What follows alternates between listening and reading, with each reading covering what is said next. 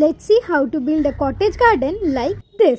আমি first time বাগানে এই গাছটা করতে চলেছি। এটার নাম হচ্ছে লিউপিন। লিউপিন হচ্ছে একটা টল ভ্যারাইটির গাছ যেখানে স্টিকে ফ্লাওয়ার আসে।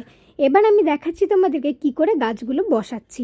এখানে দেখো 10 ইঞ্চির এক একটা টবে আমি দুটো করে বসাবো, কারণ এটা হচ্ছে আমার কটেজ গার্ডেনিং। কটেজ গার্ডেনিংটা কি সেটা একটু বলি।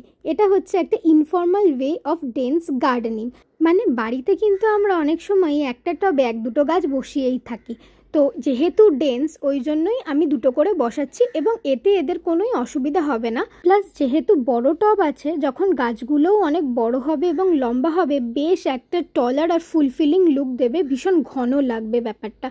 তো এখন আমার গাছ বসানো হয়ে গেছে, এবার আমি দিয়ে দিচ্ছি জল। এখানে দেখো আমার কিছু মাধবীলতা, জবার মতো পার্মানেন্ট গাছের পাশেও কিন্তু আমি একটা করে চারা লাগিয়ে দিয়েছি, কারণ অনেকটা স্পেস ফাঁকা ছিল।